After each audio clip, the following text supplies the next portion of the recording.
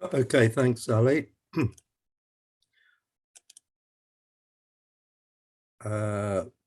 Screen sharing is not happening yet.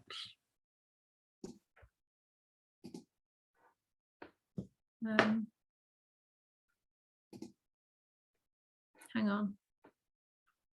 Can you try now? Okay, yes.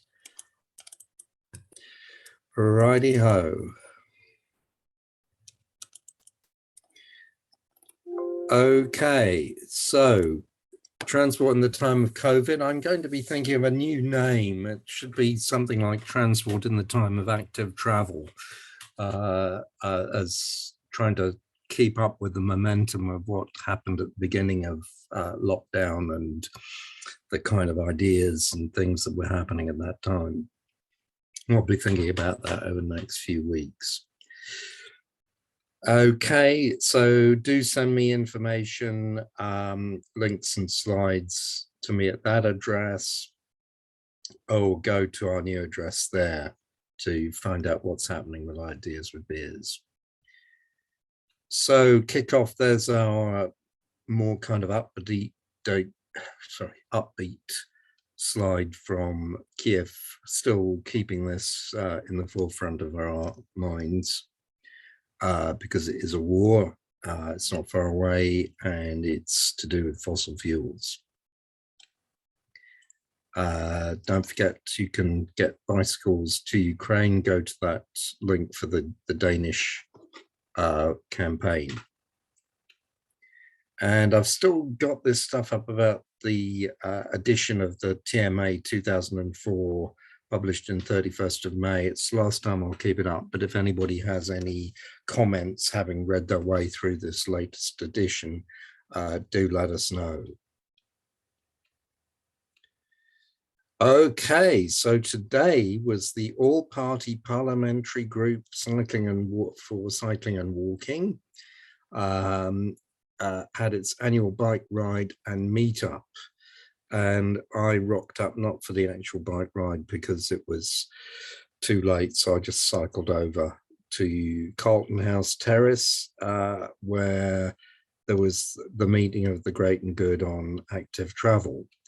And there's a selfie of me with Roxanne DeBow from Camcycle and Ideas with Beers Steering Committee, and Lucy Tausig, who's known as Lucy Marstrand-Tausig, who's been a presenter on Ideas with Beers. And so they were there. And I also met Ned Bolting, who's a bit of a hero of mine, and he's one of the few people who are into cycle sport who also get cycling as everyday transport.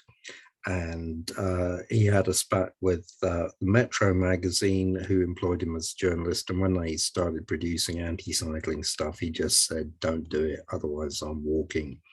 So good old Ned.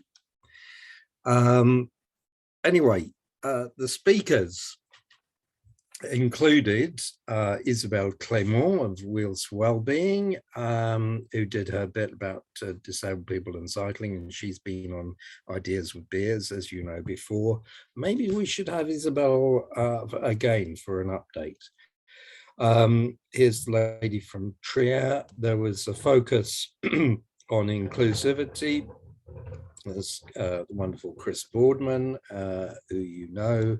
It's Ruth Cadbury, who's chair of the all-party parliamentary group on cycling and walking.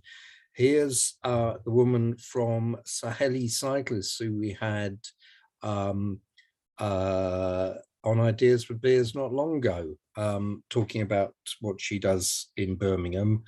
And further over, there was a woman from a women's cycling group talking about inclusivity, Black people, women, cycling. So I just, there was Chris Boardman, and some things he said, he was talking about how Active Travel England is being set up. It's due to be formally set up finally, in 2 weeks' time, there is a new CEO who is Danny Williams, who you may know as City Mobility from Twitter. He was instrumental in getting a big push for Dutch style cycling planning in London by organising rides around dangerous locations for cycling in London. He was involved in this about, it must be about 10 years ago now. And he's been very active in pushing the cycling agenda. And he's also a sort of finance accounting guy. So he's going to be the CEO dealing with the budget. They've apparently got 96 posts or 98 posts, I think. Someone said, oh, it's all white men at the top. I think there are a lot of women involved.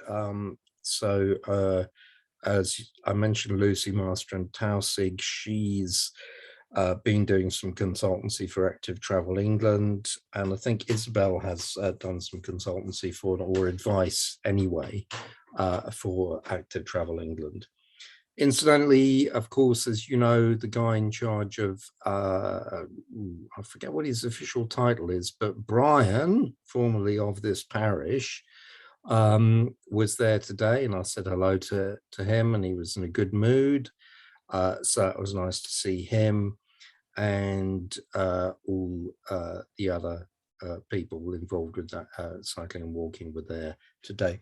Just three things I picked up from what Chris Boardman said. He was talking about how we have to make things happen. And one quote I've got is, the answer is, if we don't, it's untenable. You know, the future is not going to be possible. I don't know if he was talking about climate change or what, but he was demonstrating a very sort of no holds barred, we are definitely going to make this happen. It's going to be about the big phrase seems to be nicer places to live. And he was also talking about the training of officers in local authorities, talking about creating people in councils. And he also mentioned about how he needs our help in pushing things forward. I've got actually 98 people going to be working for Active Travel England. Anyway, Brian was very upbeat, so a good day was had.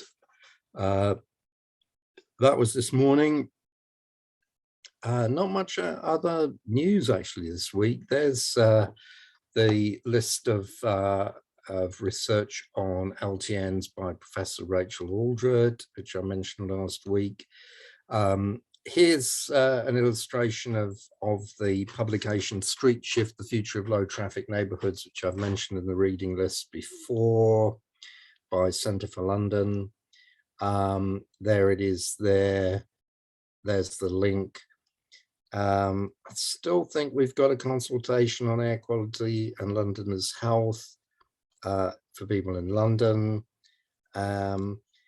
This is something I've got which is new. Abuse on the roads disproportionately deters women from cycling. That's on the Cycling UK website. So that's an important issue, I think, which we have to always remember.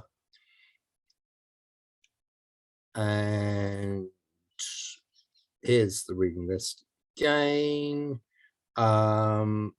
New things, walking and cycling index by Sustrans. They're going to be speaking about that on Ideas with Beers shortly. There's a story, numbers of cyclists killed, injured on London roads jumps up, Evening Standard. And this is the absolute classic. The number of cyclists killed has gone from very, very low to a bit higher, and the injured number has gone up because of an increase in cycling from 2020 to 2021. The actual casualty rate seems to have gone down. So, you know, classic sloppy reporting there. I do need to go through it again just to check up exactly, but it's kind of misleading. And I've mentioned this before, that there's this sort of shock horror thing when in fact, if you're interested in actual casualty rates per journey, it seems to have gone in the opposite direction to that which is implied. Okay, this is London again. Yes, new enforcement powers to improve cycle safety on its roads. TfL may issue a fine to motorists who drive within or cross the solid white line of a cycle lane when not permitted, or stop or park in the cycle lane when not permitted. That's from TMA 2004 Part 6, I think, which does apply, has applied in London for a while. I think outside London, new enforcement powers have to be applied for. Now, this picture here, which looks a bit weird, that's about what's happening on Westminster Bridge, and it's the cat cyclist flags ice cream van chaos. What a lovely heading that is. Yeah, what it is the guy on a bike with a cat in the front of his bike, as shown that on Westminster Bridge, these ice cream vans park on the other side of the bollards and are stopped there. So busy flows of pedestrians are walking across the cycle track all the time, and you can't get through on a bike. So there's an issue there.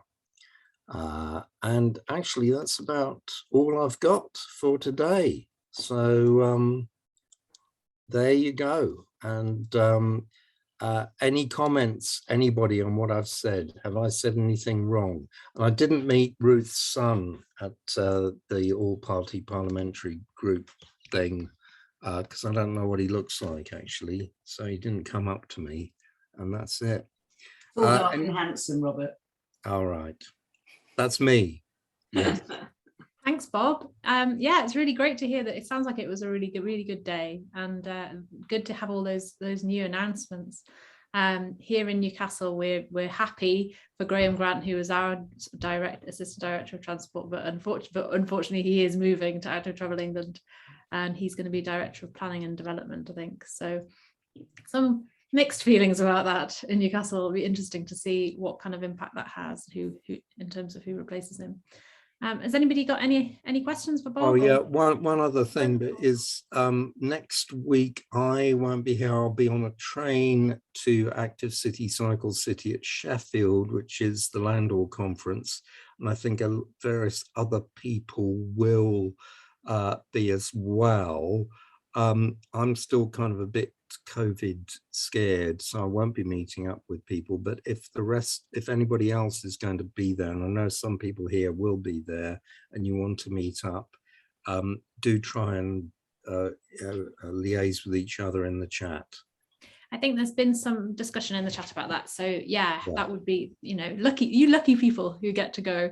You can report back the following week on it. I've got two hands up. Adam. Yeah, just statistics can be a very odd thing to kind of quote on. The one that I'm looking at now is the road miles, various travel modes between 2019 and 2020. And in the case of like cycling, went up 43%, but actually in collisions with pedestrians, the killed pedestrians have stayed the same, but slight and serious injuries went down. So I don't understand why it went down, whereas with driving, I'm still trying to do the analysis and put it together a nice little graphic about it. But I really don't understand how we went up with 43% increase from 3.5 to 5 billion cycle miles, and then the pedestrian injuries dropped in terms of serious and slight injuries. Yeah, I can actually give a bit of an answer there. Is that it depends which part of, if you're talking about periods during lockdown. Now, what happened is with lockdown, this relates to Ruben Smeed's idea about casualty rates. declining with increased congestion intensity and vice versa. And what it means is that when you have a big lockdown and you have very few motorists, you get overall less danger because there's fewer motorists out there. However, the ones that are out there tend to be less careful because there's less to stop them from being careless. And there are lots of reports of ultra speeding and super careless driving. So there would have been a lot less danger to pedestrians, and therefore, even with a bit more walking, you get a decline in pedestrian casualties. With cycling, you have big increase. A lot of that was leisure cycling, and you would tend to get, because that's sort of a fairly new thing, something of a change amongst a very small modal share, you get getting more cyclist casualties, but the actual casualty rate doesn't, the actual number of casualties doesn't keep up with the increase in cycling. So you have a decline in the casualty rate, which is the sort of thing we should be looking at instead. The actual overall number of cycling casualties isn't the issue. It's much more to do with the casualty rate. I hope that makes some kind of sense. Thanks, Yeah, Bob. Oh, sorry, Adam, do you want to come back on that? No, I'm good. Yeah. Ruth, have you got something to add? Yes, I posted in the chat, but it's gone up quite a way. Wheels for Wellbeing put on Twitter that We Are Cycling UK are recruiting trustees and would very much welcome applications from disabled cyclists to ensure that all cyclists and cycling experiences are represented. More details on their website, cyclinguk.org. So I did put that in the chat somewhere, so that's very good to hear. And on the danger from drivers during lockdown, Andy Cox, I think, quoted that by September of 2019, they'd already did out more tickets in London than in the whole of the previous year. And some of the speeding rates were quite phenomenal. So it really was a worry then. Thanks. Thanks, Ruth. Right, I think we'll move on to our first speaker. Sorry, just a quickie before we do that. There's something very relevant from Elizabeth in Leeds about Dave Holiday. So if you want to contact her, do look at that. It's in the chat. Thanks, Bob. I know we've got Robin Tucker here, who's going to share some of his work on material for LTN campaigning. And I know he has to leave at 10 to 6. So I won't waste any more time. Robin, do you want to share a screen? Okay, yes, I can do, which hopefully is just like that. Does that work for everyone? Yeah, fantastic. Great. So this is, so I spend most of my campaigning time running something called the Oxfordshire Cycling Network, which is a federation of cycling groups and individuals across Oxfordshire. But then there's another coalition, which is the Coalition for Healthy Streets and Active Travel, which also includes environmental groups and the Oxford Pedestrians Association and a few others, which we call COSAC, the Coalition for Healthy Streets and Active Travel. And every year we try and do some projects and put on a mini conference online for the last couple of years for obvious reasons, and present those projects. So this is a short presentation from that. One of the projects we did this year, which we thought was particularly relevant because we've got low traffic neighbourhoods rolling out, is to produce a residence guide. And get the slide advance working. It's not advancing. Here we go. And so why did we do that? Well, there's lots of information about low traffic neighbourhoods, but none of it particularly good for residents. So Living the Streets produce a very good guide for policymakers. Sustrans do a good guide, which is mostly aimed for designers. London Cycling Campaign and Possible do some things that are particularly aimed for campaigners. most of what actual people see, regular people who live in houses, see, they get from the council consultation letters, traffic regulation orders, which are, let's say, written in not the most friendly language most of the time, at least the ones in Oxfordshire. And they've certainly received anti-LTN leaflets, either posted through their letterboxes or in local shops, which to say are not necessarily balanced, not necessarily the view we want to represent, not necessarily truthful in many cases. And so we really wanted to set the record straight, put Low Traffic Neighbourhoods, put some of the facts on the table, obviously in an active travel friendly kind of way. So our objectives were to be engaging and accessible, explain why low traffic neighbourhoods are needed, explain what they are, tackle some of the issues and myths, and to be honest and evidence-based. We didn't want to get into big arguments, be kind of anecdotal and rant-based, but try and root ourselves in evidence. We talked about how we might achieve this. We decided that it'd be good to have something online, but really something that would go through a letterbox would be best. And we decided in the end on a format of what turns out to be, for ease of use, essentially a sheet of A4 that folds in half into A5, that could be printed quite cheaply, and then has just enough space to contain enough facts to be useful and be readable. And I'll talk you through how it meets those objectives quickly, and then obviously you can look it up online. So the first page is the engaging and accessible piece. So low traffic neighbourhoods written in large friendly letters, and some of the reasons why, the initial hooks as to why you might want to read it. Traffic on UK roads has doubled, and this is something that is aiming to make your streets healthy, safer and more inclusive. And then you open it up, and on the left hand side we're explaining why, and really aim to hook people in as to understanding the problems of traffic, and essentially get them a bit worried about the problems of traffic. They may not have thought about many of these things, the injury risk, the inactivity, the climate change, the inequality. Different people may worry about different things, and we wanted these to hook it home.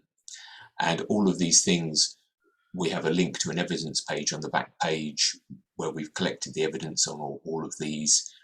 Many of the sources collected actually in this very Ideas with Beers forum, for which I am deeply grateful. On the third page, then we talk about what a low traffic neighbourhood is. So there's a brief explanation. Very clearly, do they stop you getting places? No, you can get to anywhere. You might have to drive a little bit further. And some of the benefits in those purple boxes. One of the biggest challenges was trying to draw a picture that was not too complicated, not too simple, that describe what it is. And we're still not completely happy with this one, but this is the version we got to after about 10 different iterations of various simplicity and complexity of describing how people walking, wheeling and cycling could go straight through a traffic filter between the houses where a car couldn't go through it, and to get all the way, and would go around the houses to get around to the houses the other side. And then on the back page, we tackle some of the questions and myths. So do people like low traffic neighbourhoods? Well, survey says they do. Do they increase traffic? Overall they don't, but they might shift some of it in some circumstances. Emergency services, disabled people, it's quite a hard one to navigate, so we put some text on that. And then a contact email and a link to our evidence page. So we produced that. We actually got 10,000 of them printed.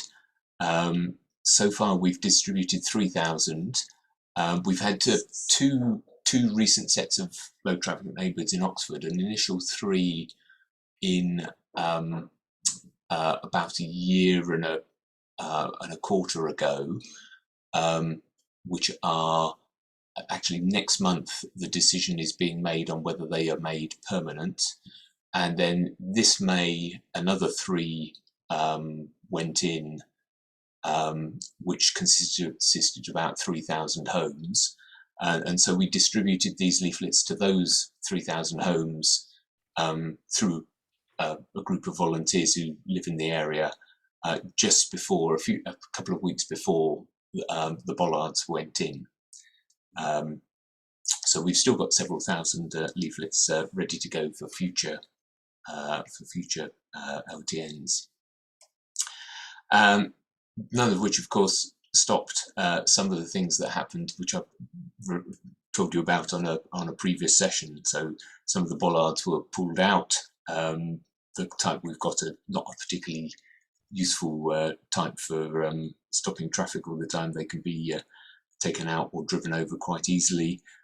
We've actually had some volunteers acting as human bollards. The man in the high vis is one of our councillors who came down to have a look. He's very supportive and has helped to have the bollards. They are being replaced regularly, and they're looking for a permanent solution. And one of our team has got this fantastic picture of the bollard with a rainbow in the background, which is I like to think of as our icon of hope and solidity. So just to sum up then, we've got then our leaflet that we produced. The other thing connected with low traffic neighbourhoods, we kind of documented the story to the first low traffic neighbourhoods in Oxford in an online guide, which is more useful for campaigners, and that might be worth people here who are campaigning for low traffic neighbourhoods looking through. And then we've got our evidence base, which, based on some of the news today, I should look through those new things and see if we should add to that. And it's all at the website address that is sitting just there, cosat.org.uk/low traffic neighbourhoods. And I hope that is useful. Happy to answer any questions. Thanks, Robin. That was really fantastic, and that is a fantastic resource. Open up to questions in a minute, but I suppose I wondered how you'd kind of, whether you know much about the reception to the leaflet, you know, what kind of impact it's had. Yes. So we had an email on it. I've had about 5 responses. Essentially, I'd classify them as 2 grumpy ones and 3 really positive ones. Essentially, the 3 positive ones said, essentially, can I have some more from my friends?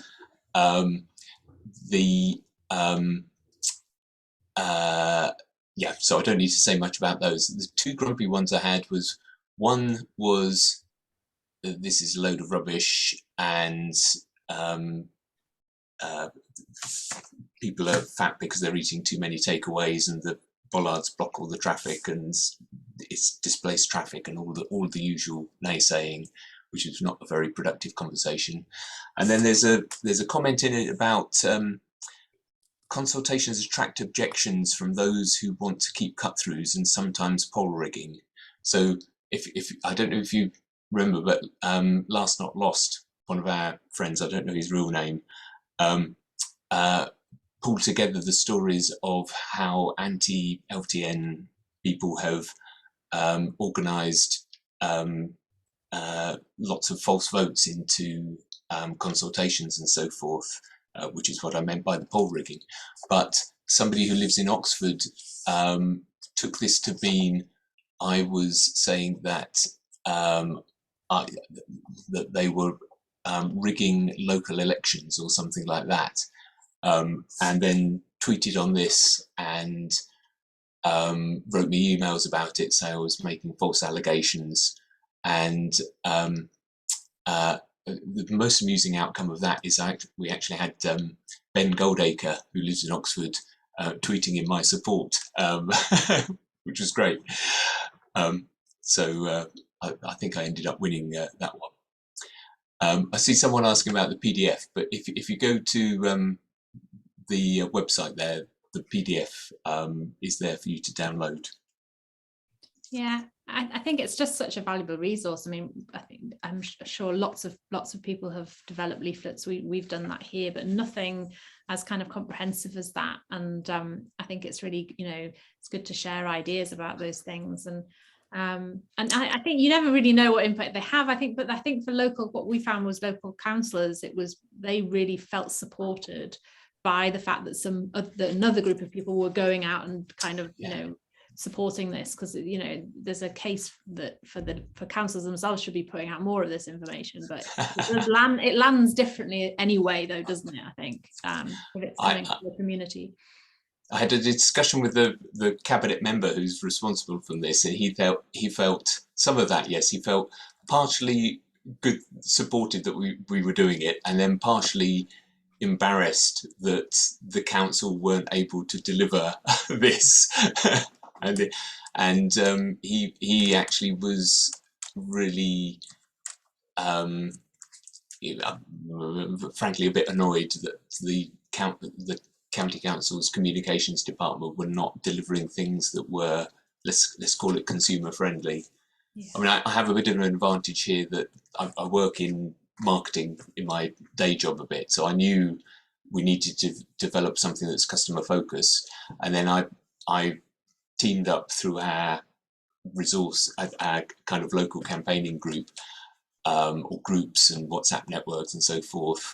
Found someone who was really good on I didn't do the graphic design, but one of our volunteers, Eleanor, did a fantastic job of turning I basically did the text and she did the graphics, and she did a really good job on that and helped me reduce the amount of text, because of course I'd written too much, and we kind of squeezed it down, got rid of some paragraphs, and it's come out looking really good. Yeah, it does look good, because I think it needs to be eye-catching as well, doesn't it? Because otherwise it just goes straight in the recycling. You want people to read it. Has anyone got a question for Robin? No. Oh.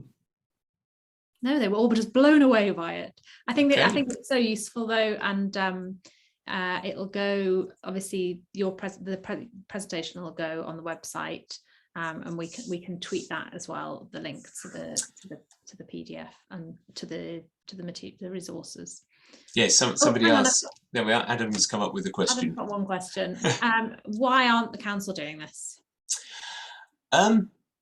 That's a really good question. So why aren't they doing it? So I think partly from the discussions I've had, partly it's a capability issue, in that they are, I mean, they're stretched numerically and financially resources, but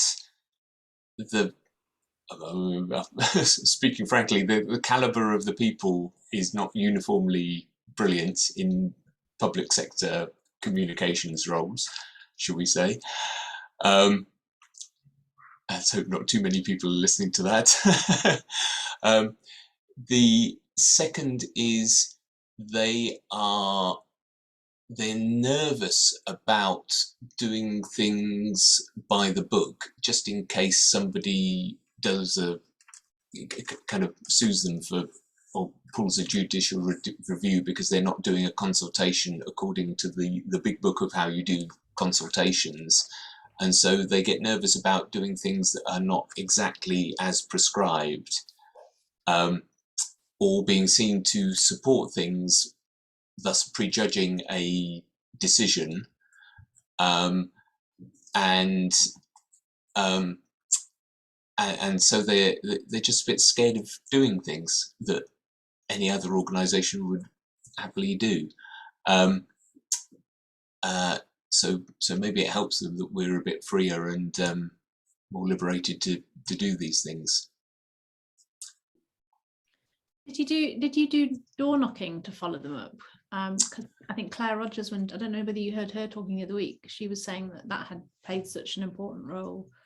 Yes, not in this case, but I know that some of our members are also in XR, and they've done door knocking on different issues, on more climate related issues, and they found just by door knocking and essentially asking open questions, that has been very productive. So if we had the time and the energy, then we would like to do that, yes. But it's a good idea. Yeah, it takes a lot of time. Ruth, you've got a hand up. Very quickly, just one of our, it's excellent, Robin, thank you very much. One of our local magazines she got one of her reporters to go door knocking where we've had a beautiful LTN put in, and most people said that they didn't like it at first, but now they really love it because it's so quiet and peaceful, and cats don't get killed, and children can cycle and all that. And of course the antis, they still say, oh well, the people who would have said against it were probably out at that time, and upstairs not able to get down the stairs quickly enough to answer. But it's great, and I do think, you know, the nonsense is what you've said, not what you say, is that councils feel they can't say it because it sounds as though they're biased, but actually, you know, they've all declared climate emergencies, so they should be promoting this kind of thing, and that's the nonsense of the country we live in, sadly. But it's a great leaflet, thank you. Yeah, I think it really varies across the board as well. I know that here in Newcastle, like the communication used to be really, really terrible, and it has improved a lot. And not that you necessarily know what's going on, but in terms of them kind of openly stating, we'd like to do this, this is why we're doing it, this is the evidence that backs it up. But yeah, I mean, and I would say that your kind of first point of call is to say to councillors, you need your officers to do this stuff because it's really helpful for you, and because you're the person having to stand up and defend this policy. So the more kind of positive messaging that goes out, the better. Yeah. Great. Well, thank you very much, Robin. And we're going to move on now to our second speaker, Gareth Dennis, who is a rail engineer and writer, and who's going to talk to us about Northern Powerhouse Rail. I am. Can everyone hear me? Is that coming through nice and clearly? Yeah, great. Lovely job. Yeah, right, slides. I shall mash this start timer button so I can keep an eye on how long I'm nattering on, because there's some slides and there's a lot to kind of chew through, but I'm going to try and be as hasty as possible. Hello, yes, thanks, Sally. My name's Gareth Dennis, rail engineer and writer and general busybody. Possibly the reason I'm allowed to talk about this sort of thing is because I'm just a track engineer, basically. That's my day job. I muck around with steel and concrete. So being allowed to talk at a Transport Select Committee about broad transport strategy was quite, some might say, unusual. But kind of from that, basically people consider me to be someone who has some level of authority on these things, hence why I'm allowed to come and speak to a group like yourselves, which is quite cool. So hello everyone, thanks for listening. So that's the waffle. I thought the way to do this discussion is first to sort of explore a lot of the jargon around sort of the subject, because Northern Powerhouse Rail is a very stupid name for anything. It doesn't mean anything. It's a gimmicky sort of empire building name that doesn't mean very much to many people. And it kind of ties into a lot of other jargon. And I thought a way to structure a 10-minute chat about this is to sort of go through that jargon and explain what it all means, explain how it ties into the bigger picture, the bigger climate picture, but also, again, leveling up, a jargon term, but I kind of unpick how I see what leveling up means from a transport perspective and sort of a less of a localized urban transport perspective, but perhaps an interurban and a regional transport perspective, as you might imagine, because within towns, everyone should be walking and cycling, right? So without further ado, let's crack through some of this. So I think I'm going to start by talking about the Integrated Rail Plan, which is the government's current best idea of, well, it's not supposed to be the whole picture of what railways should look like, but this is the biggest strategic plan they've talked about infrastructure for a long time, and it's hopeless. It's a dreadful document.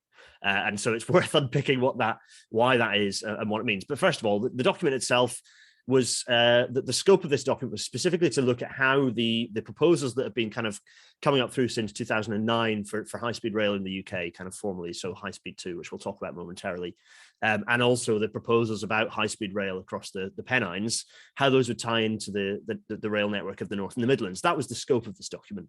And it was kind of basically entirely verbatim came from another document created by a branch of Treasury a year previous. And so we're going to get into that because the context of this document was important. And then we'll start talking about what it actually said seconds afterwards. So the key players, the people who we need to kind of understand that are kind of inputted into this.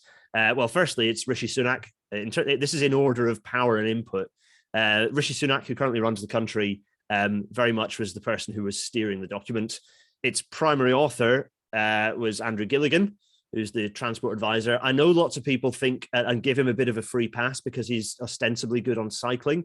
People should not be giving him a free pass on anything. So just as a bit of a warning, just because he is doing things like ATE, Active Travel England, be very wary of Andrew Gilligan. Johnson, limited input, frankly. And Grant Shapps, who is the Secretary of State for Transport, almost zero input into this document, despite obviously it kind of covering his brief. I think he got to put his name on it. So fun enough, the people with the least control over it were the ones who put their name to the front of the document. This is relevant. Why is this relevant? Well, it's relevant because it's important to understand why the document says what it does. So the Department for Transport might well be the ones whose name was against the document, but really it's a Treasury document, as is the case with so much in the country right now. Treasury are at the wheel. And the document really is based on an earlier document called the Rail Needs Assessment, which was by the National Infrastructure Commission, which was set up to try and make Britain better at delivering big infrastructure. It hasn't achieved that, frankly. And it's a part of Treasury. It's an offshoot of Treasury. It's not part of the Department for Transport. It's not part of DEFRA. It's not part of kind of any strategic departments. It's part of Treasury, which is the least strategic of them all. And they kind of created this document that talked about, well, we've got to think if we have limited cash, what can we do? And the analysis was fundamentally flawed on how they developed this model as well. So unfortunately, the document deeply, deeply flawed. And this led directly to this new document, which was released at the end of 2021, which was the Integrated Rail Plan. I think it was October 21, was it? Something like that. It feels like it was more recently. It gave me my first grey hairs, that document. Anyway. So the Integrated Rail Plan, I've talked about the document itself. I've not talked about what it says. I've just talked about the document itself to give a bit of context. But I'm going to explain what it actually said momentarily. So let's jump from the Integrated Rail Plan to talking about HS2, talking about high speed 2. What is it? There'll be a few of you on this call who might be fully aware of what HS2 is and feel quite strongly about it.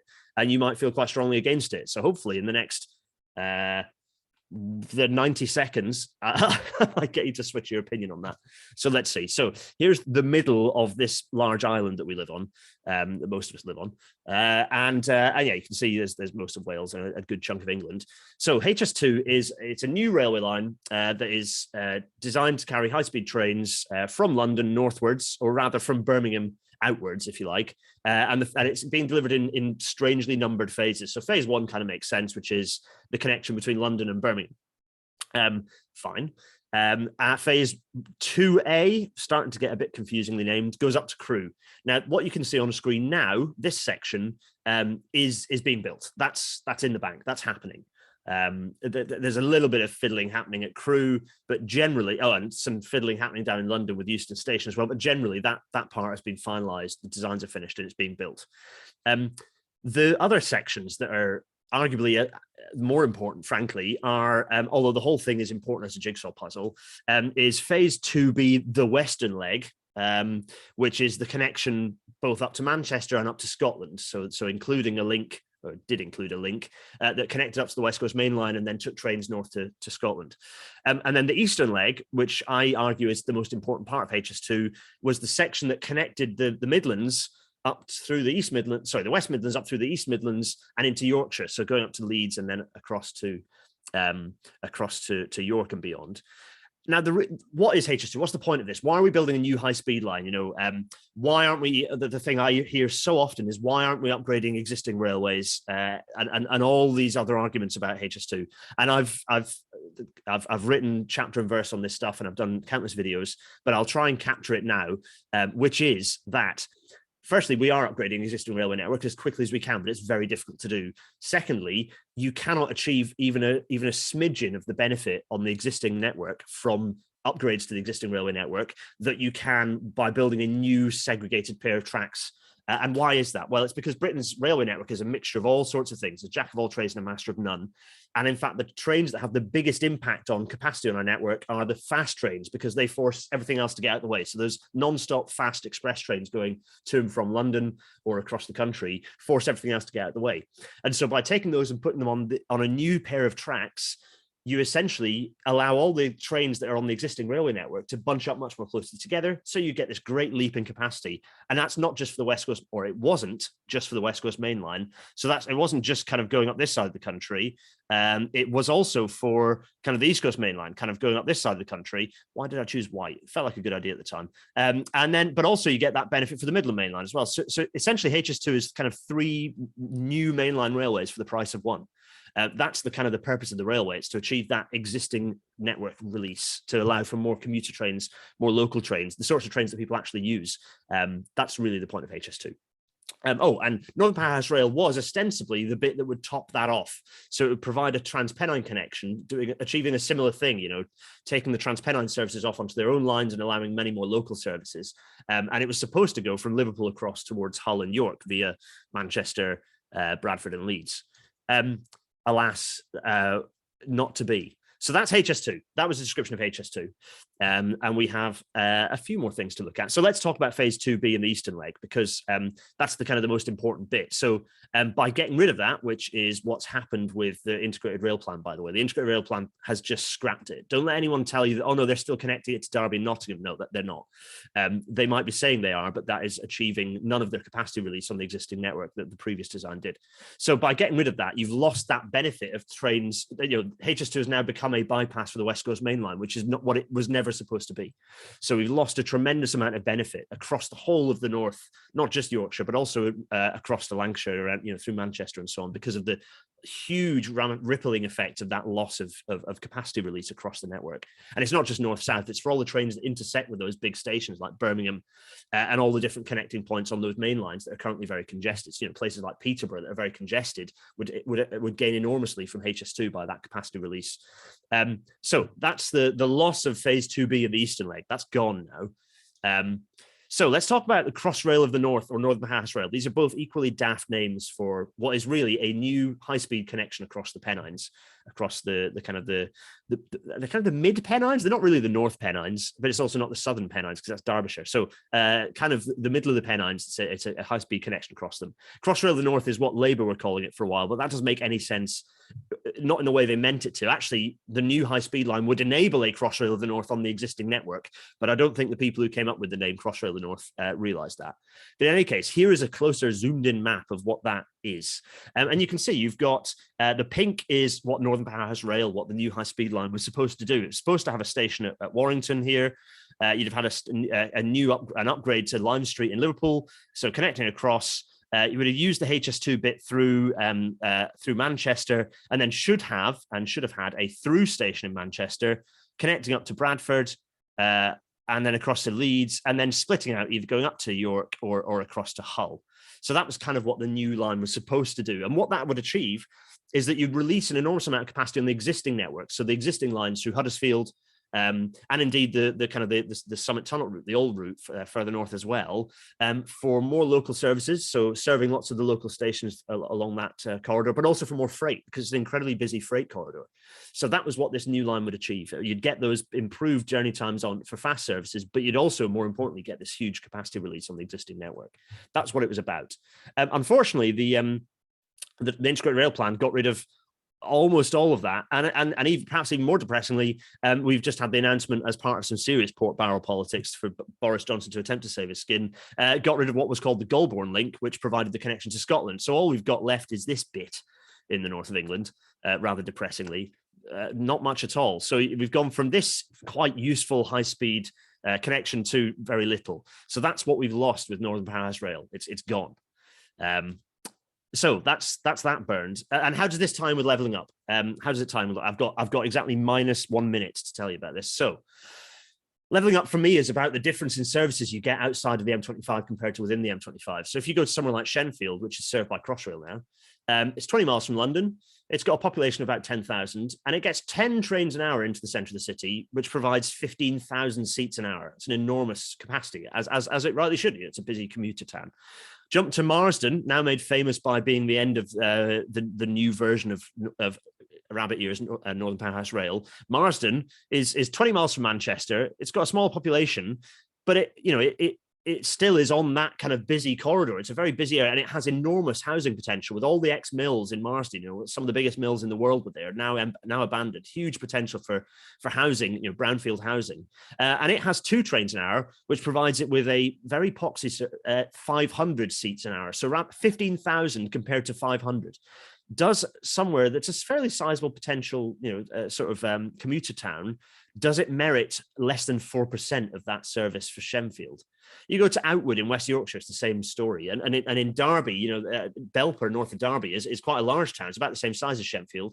It's only 8 miles from Derby, and yet it has like 200 seats an hour. It's less than 2% of the Shenfield service. So that for me is the difference. That's what levelling up ought to be about, is about redressing that balance. And unfortunately, the integrated rail plan has basically torpedoed any chance of us achieving that. Because it's worth saying, in order to achieve what the government is saying that the integrated rail plan will achieve everything that HS2 did before, which is a lie. By them saying that, what they mean is they are going to close local services, close local stations, reduce the number of local services in order to achieve that. Because if you look to the West Coast mainline route, the route modernisation that happened through the early 2000s, in order to achieve the improvements on the existing network, local stations were closed, local services were cut. And that's precisely what the government is now going to do. So, very frustrating. And if we look to the IPPR and understand what they're talking about with the need for enhanced public transport investment, they're saying there should be an extra £12 billion on transport a year. So that's an idea of the scale of additional transport spending that needs to be happening. Ultimately, Britain's rail capacity, even with a reduction in overall transport, Britain's rail capacity needs to double by 2050. There's no avoiding it. And HS2 and Northern Powerhouse Rail, this high-speed segregation was the only way to achieve it. So that's what levelling up was about. And hopefully I've gone through all that jargon. I realise this was pretty whistle-stop. I'm very sorry. I've also outdone my time by a horrible amount. Don't look at the timer, anyone. The last point, my last thing is, what can we do now? Well, firstly, it's about educating people about what rail capacity is needed. It's busting these myths about the fact that that COVID has reduced passenger numbers permanently. It hasn't. We're already at 95% and still climbing, and we've only got an 80% timetable running. So for me, this is less about on the ground campaigning, although that's obviously very important, but I think that's less important for this sort of strategic stuff. I think the more ensuring that as communicators that we all are in this group here, we're communicating the right thing about long-term strategy for transport. So, and also knowing the enemy is Treasury, by the way, if you hadn't picked it up from my presentation. So that was hugely whistle stop. I'm going to stop talking and hand over for questions. Thank you very much indeed. I've just get rid of that in a minute. Let's just do this, and then you can see there. That was the end. Anyway, thanks everyone. That was a bit long. Sorry. Thanks. No, Gareth, that was really great. I'd have to say I'm kind of only vaguely aware of the sort of the ins and outs of the decision making over HS2, and actually it's really good to have that kind of quite fast sort of overview. Lots and lots of questions in the chat. I think possibly one of the kind of main ones is why is it money, or is it ideological? Do we know why? Yeah, it's a very good question. Let me just stop my sharing so that I can. I have to remember how to do that. Wait a minute. Stop sharing so I can have a look at the chat, because that always helps, doesn't it? There we go. Stop share. Marvelous. So I can see everyone's chat now. Good. So why are Treasury doing this? It's ideological primarily, I think. Ultimately, there's only one number that Treasury care about, and that number is the UK's debt to GDP ratio. That's the only thing they care about, and it's actually a very, very poor measure of Britain's economic health. Hence why the obsession with that figure. The parties that are more obsessed with that figure generally, you'll see, wreck the economy. So. And unfortunately, this is pan-party. Treasury, independent of who's in charge, Treasury are a serious problem. I kind of only half-jokingly say that the only way that Britain can succeed is by abolishing the Treasury. I only say that half-jokingly. But yeah, centralisation is a serious problem in the UK. Far too much centralisation, not nearly enough power with the regions and the cities. So a few. I've got rid of Boris. Thanks, Ruth. Very good point. So I think the answer is that it's ideological. It's ostensibly about money, but really it's about economic ideals. I think. And is there a way back from it? if we get a change of government, is what they're doing now, some of the decision making, does that make it difficult to sort of unravel and do something different? Yeah, so okay, a couple of things. So firstly, people often ask me, well, now that it's become now that the HS2 has become just a bypass the West Coast main line, should we be cancelling it? The answer is absolutely not, because if you do that, then you definitely still cannot build the bits that we need to build. You need that bit anyway. Where there is some scorched earth stuff going on is in Manchester at the moment. So building a terminal station in Manchester is scorched earth to really limit any potential growth in that city.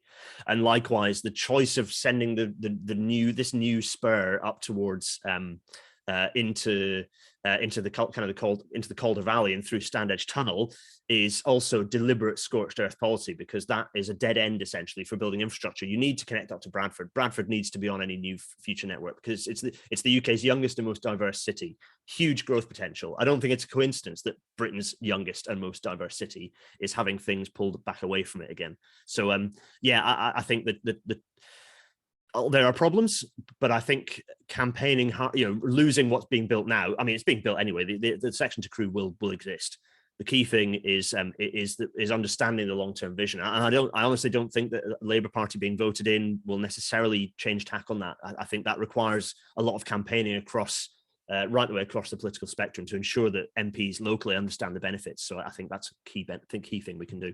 I've seen lots of things in the chat, but Sally, I'll let you. Yeah, I'll just pick out one more, and then I'll go over to Bob. So I had a feeling they had been cut, but Zach Mabs asks, is HS2 still including upgrades and linking of cycle routes along the route? So that was always an interesting discussion. There was a press release recently that they are going to have a route along it. It's worth saying that generally when high-speed lines are built in Europe, they build what's called a haul road. So that's where they carry a lot of the materials. Often it's built in parallel rather than directly on top where the tracks will go. And that parallel road is then left in use for maintenance, but also as a permanent active travel corridor. That's just a standard thing that's done. Unfortunately, for various reasons in the UK, getting a permanent addition, that would add to the width of the railway and was ostensibly add to the permanent infrastructure, the cost. And so that parallel infrastructure is just not going to exist, because we've done, clever engineering things to avoid the need for that whole road. So doing a lot of stuff on top of where the railway will go, but that means you get rid of a very valuable long-term potential cycling asset there. So there is a discussion of bits of that being added back in, but a lot of it came from cost cutting. There wasn't a lot of the stories that came out maybe 4 or 5 years ago.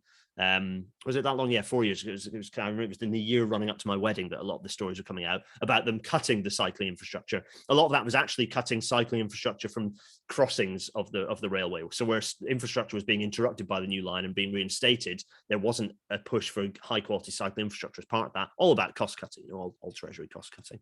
And so some of that potentially has been reversed as well. So it's a bit of a mixed story, but that's something that we can push Active Travel England to. And this is about holding HS2's feet to the fire, but remembering that HS2 is not a private organisation that have any control. They are just a bit of government. That's a government body. Yes. Yeah, I think that was a major concern, the sort of severance for Active Travel routes. Being good to see some of that coming back in. Bob, do you have a question for Gareth? You're muted. You're muted, Bob. You're muted. Yeah, I just did a message to Gareth saying that he can let me know confidentially about what's wrong with Mr. Gilligan, and no need to go into personalities now. It's against our code of conduct. The Treasury stuff. The big thing the Treasury don't do is consider externalities. So really, that's why they should have been putting their foot down on the road building programme. Which is really what we need to be talking about. The big thing, I'm with Professor Gillian Annable, is that when we're having discussions about HS2, we should really actually be talking about roads improvement strategy 2 and 3, and that's what we need to cut. And the problem is with the Treasury, they don't consider externalities about greenhouse gas emissions, etc. So there's a problem there, and again, it's a problem with the Treasury, and if they could do that, then everything would be different. Yeah, I think a lot. There are underlying factors. You don't have to be conspiratorial to understand some of the underlying problems we have in the big infrastructure that we've built in the UK for the last, really 75 years. Frankly, is motorways. It's roads, it's motorways, it's massive road projects. Mm. And as a result of that, the people who've worked on or been involved in those projects, whether it's developing business cases or understanding how they impact on policy, those people are absolutely everywhere across government, on every level of government. And indeed, HS2 as an organization was largely filled with people who were being pulled out of the largely, a series of road projects that were being cancelled. HS2 as an organization was filled with people who had come from, the Highways Agency and people who'd been part of motorway projects that were then cancelled. So, which probably explains partly why some of their messaging was so dreadful at the start of the project. So unfortunately, that groupthink exists right the way across government, across DFT, and then people in Treasury have all been dealing with motorway projects. So that if you ignore the potential ideology of road usage and private car usage, that's just a problem in that people don't think about the strategic benefits, the way that rail is so fundamentally different in terms of unlocking sustainable transport of all modes. It's a tool, that regional and national connectivity is a tool to unlock the benefits of better local travel.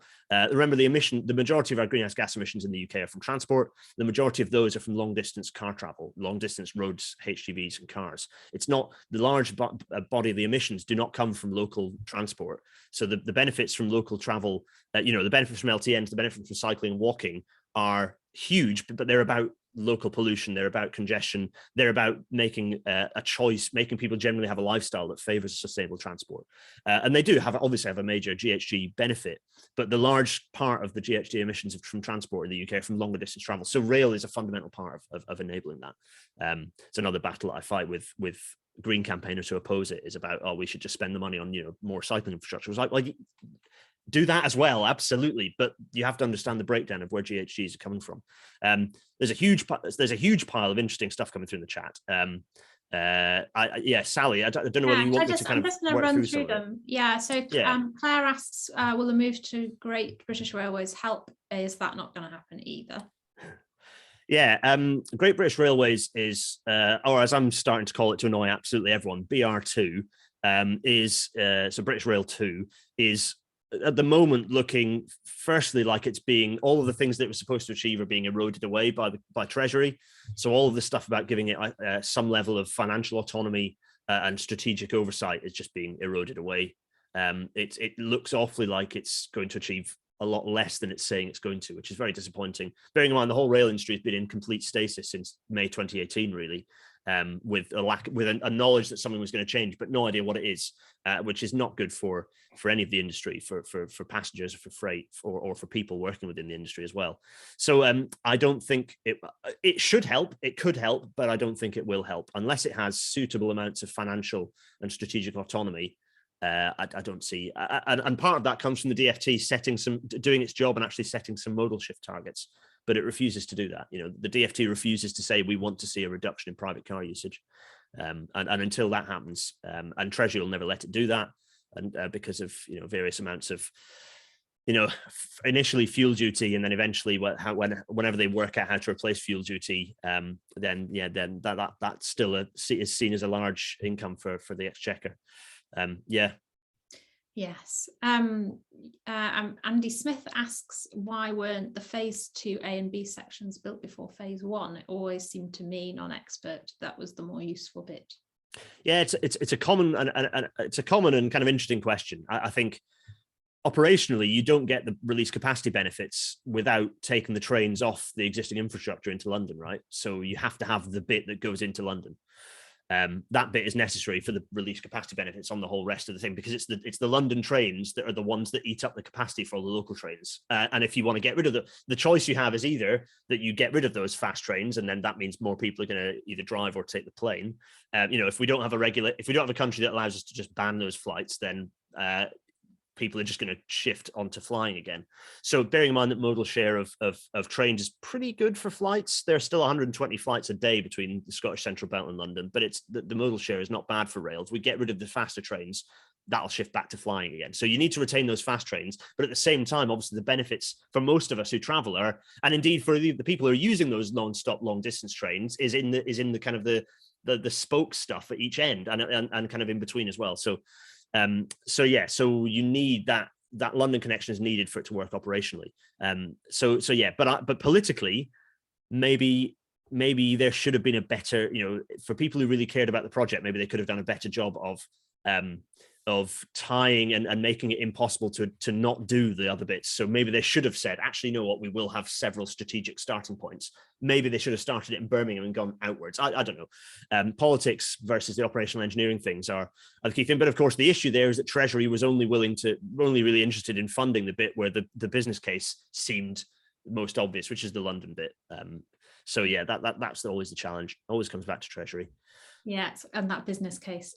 Claire Stotts has also asked, is there any connection and the lack of government understanding on this to the current RMT strike? She wondered if you can talk on that at all. Yeah, that's a very interesting point. The unions are pretty pro HS2 because they understand that it means a broad expansion of rail across the whole country, not just on the new high speed line, but more broadly. So the unions are supportive. Of course, the unions also are supportive because their workers are the ones who build it and operate it. So there's an understanding within the TUC, that the RMT, the TSSA, my union, that there is a huge benefit from more sustainable transport infrastructure being constructed. So the unions are pretty pro HS2. In terms of the lack of government understanding of, we could get into the strikes, and there's probably another discussion to be had about strikes, I think. But yeah, I think it feeds into that. I think that a lot of the challenge with the strikes is related to the government's lack of vision for what railways should be, and the fact that really ideologically the governments are looking to contract the rail industry, make it smaller, and that is certainly tied into this HS2. The idea that the railways are not going to carry any more people, that they're in contraction. It's the government's defaulted back to a view it had in the 1960s. Thanks. And Chris Knight says, are we still getting upgraded new dual line to the Leeds Manchester line between Dewsbury and Huddersfield? Actually, interestingly, that has been announced. It's been announced but not funded today. That's pressing ahead. The Transport Works Act order has gone through today. Someone put a £0.50 in the kind of the DFT slot machine, and they kind of did 2 or 3 things, and now they've gone back to not doing anything again. So we do have the TWAO for the work of kind of adding substantially to the existing network as part of what's called the Transpennine route upgrade, is kind of happening, but it's not funded, which means that it could also just be cancelled again at a whimsy by government next year when they fancy it. So I'm afraid I've reached cynicism to the point of, I've had everything good when I started in the industry has all been demolished and dismantled. So I'm fairly cynical at this point. I'll believe it when the ribbon's cut, as it were. I'm just having a look to see if there are any more questions. Does anyone else want to put a hand up and ask Gareth a question while I'm looking through?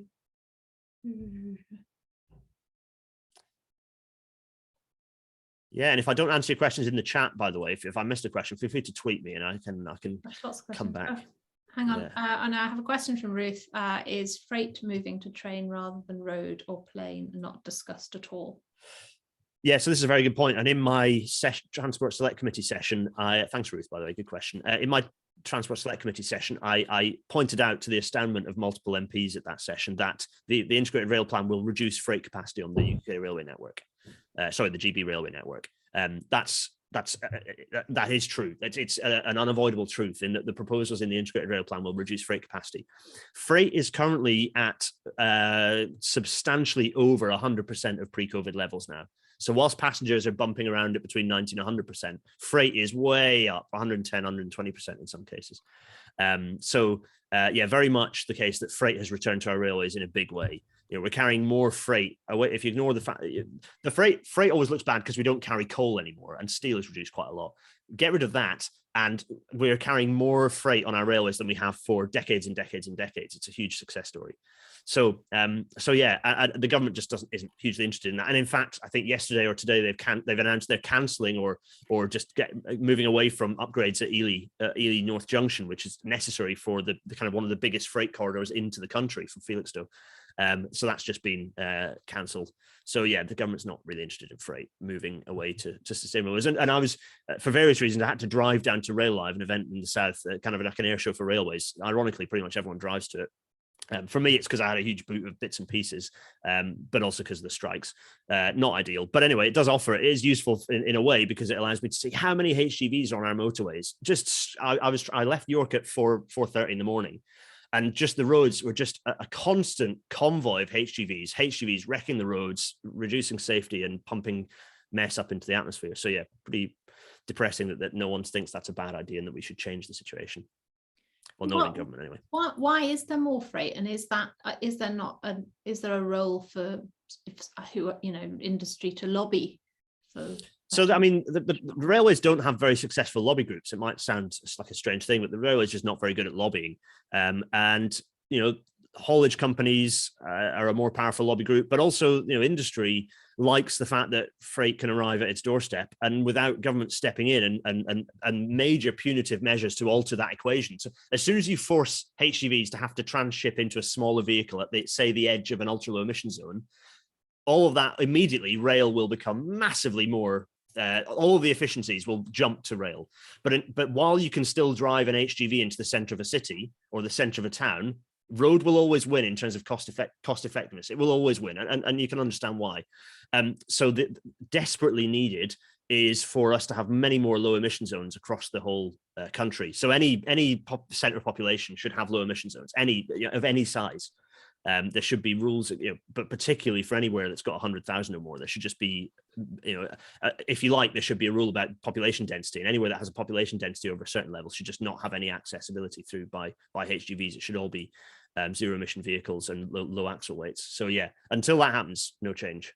Yeah, that's very rude. I'm really rude, sorry, but I just want to jump in quickly. They were talking about 100,000 shortage of lorry drivers, though. So surely moving to rail is absolutely a no-brainer. Sorry, I just had to say. No, Ruth, you're right. And through the pandemic, we saw this. In fact, Tesco's shifted more of their stuff away from HGVs onto rail, and Tesco's were the only supermarket that didn't see a major drop in sort of supplies through the HGV driver shortage that we had a year ago. So, or not even a year ago, it was more recent than that, wasn't it? Just, catastrophe after catastrophe at the moment. In any case, yeah, no, you're absolutely right, Ruth. They're just a sequence of huge benefits. I mean, for everyone, I think on this call, it's a no-brainer for us to shift away from road freight. But yeah, it somehow isn't. It just isn't seen. I think that was one of the reasons we wanted you to talk about it, because it is that intersection between rail, public transport and active travel, and sometimes in the sort of not necessarily the obvious ways, and that kind of clean air zones and the kind of connection between that natural, I mean, joined up in ways that you might not kind of think are obvious. Transport is an ecosystem. It's a completely interconnected ecosystem. You have to think of it systematically. You can't think in isolation. Cannot think of bus competing with rail. It's not a competition. Buses is a totally different use case, buses are fantastic at things that trains are useless at. Trains are good at things that buses could never achieve. Those aren't competing. And it's the same for things like low traffic neighborhoods are a fantastic enabler for reducing the viability of polluting freight traffic moving long distances into the center of cities. So the more of that ULEZ or low emission zones or clean air zones that we have, then the more that we are pushing, you're making the natural choice, the kind of the carrot element to pull away from HGVs and onto rail. As soon as you do transshipment, rail is better. That's basically so as soon as you force a transshipment, only even at one end of the journey, as soon as you force that transshipment, you'll find that rail becomes more favorable. Government, of course, has to back that with extra capacity, which they ain't doing. But the key thing is that things, eventually some of these things will fall into place. We can't do one good thing because another good thing's not happening. We should do as many of the good things that we can successfully do, and then hopefully other good things that are a bit more strategic might eventually happen. Yeah. Wookie, I think you had your hands up first. Do you want to ask a question? Yeah, it's actually a fairly simple one. It seems very odd that we have a high-speed rail network that isn't actually connected to the rest of Europe. There's a little gap. You have to walk for 5 minutes. Why did that happen? Is there actually a good reason for it, or is it just crazy? And while I'm here, a second question: what does it take to get you into the National Infrastructure Committee or something, so we could? I've said too many mean things about them. I'd never get in. And it's Treasury, and I never worked for Treasury. Or maybe I never say never. Maybe if I saw an opening that I could bring the whole thing down from the inside, Guy Fawkes style, then perhaps. But yeah. So I don't know on the second question. But on the first question, there is a simple, short, two-word answer to that, and the answer is, and this is a funny one for me to say as a socialist, but the problem was a chap called Jeremy Corbyn back in the 90s, who campaigned very strongly to not make King's Cross Station the hub for the Channel Tunnel rail link and not make it a through station. There are other factors at play as well, and it was probably very convenient for a downturn Treasury at the time, a familiar story, to go, oh, it's locally opposed, right, we'll not do that then.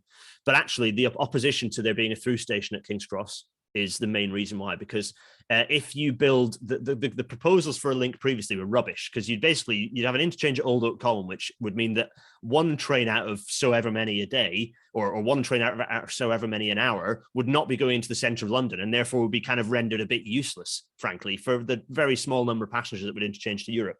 So the proposals for that were rubbish. What you should have had is a through connection that all trains going up to the rest of the UK would have gone through the terminus, or the main central station in London and onwards. I did a rail natter on this because there's a lot of detail and some interesting history about this. But rail natter is my podcast, by the way. You can Google it and you'll find it. But yeah, I agree there should be a link. But the previous proposals for that link were rubbish. I think any link needs to have a hub station in the centre of London, whether it's, it's not going to be at St Pancras, obviously, but whether something new and through is built as a connection.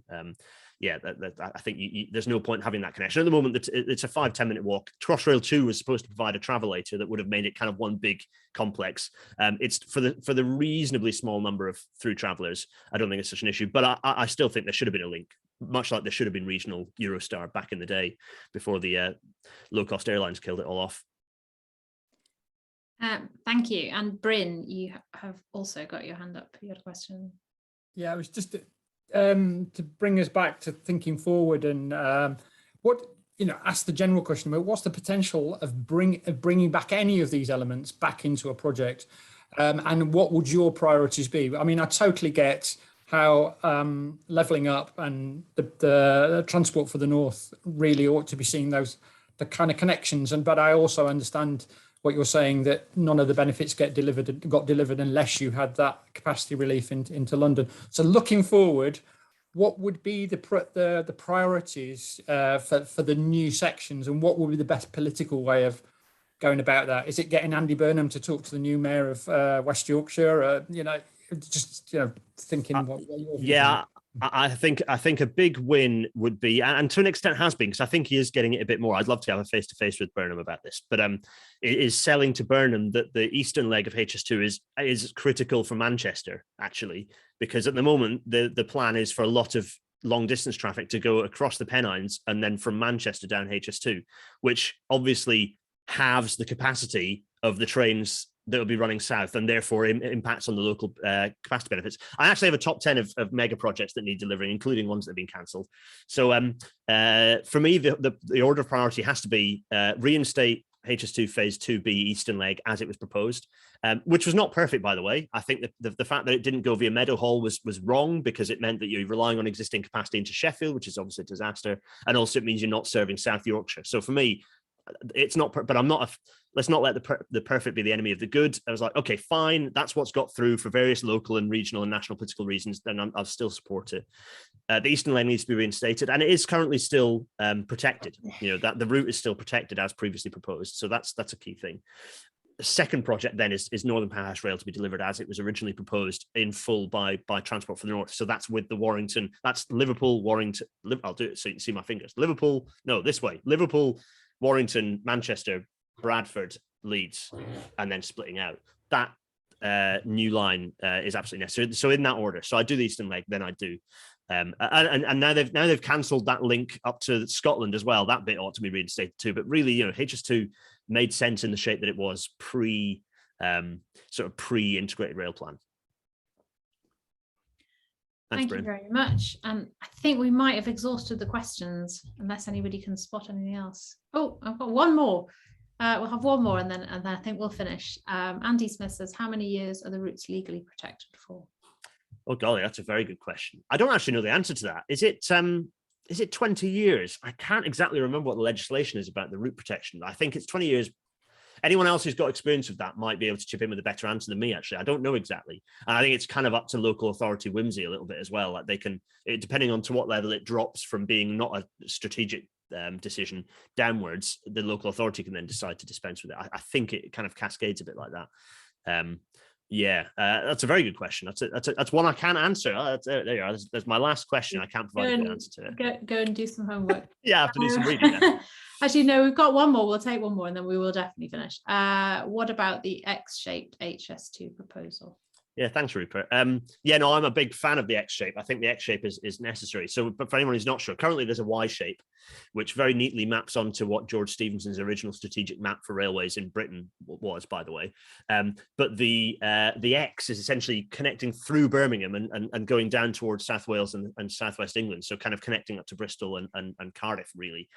Absolutely necessary, because then once you build that bit, you essentially take pretty much all of the long distance services in all directions away from the most congested section. So for Birmingham, that's transformative, because currently through University, which is one of the most congested stations in the UK, long distance trains go through that can't stop. The cross country trains on their way down to kind of Bristol go through, which is obviously doolally. So segregation would enable you cross country trains would be able to be entirely on the new a new railway network through the most congested parts of the country. And obviously, then they go on to the existing network in kind of the extremities. But yeah, so I'm a big fan of the X. I think that should happen ultimately. Great. I think we'll finish there. I think everybody, I'm sure, would like to join me in thanking you for coming. That was really, really interesting, and I know a whole amount about rail that I just didn't know before. And I'm not sure who we've got for speakers next week. We'll post it on the Twitter, so please check that out. But thank you very much, Gareth, and thank you, Robin, again, and hope everybody has a good week. I'm going to hand over now to Ruth for the last word.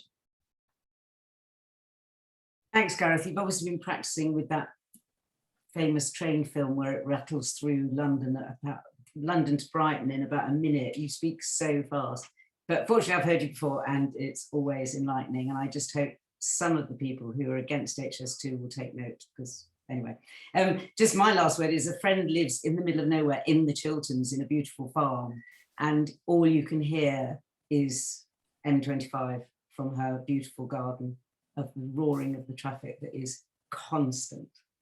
So that's it. We need some quietness in our country.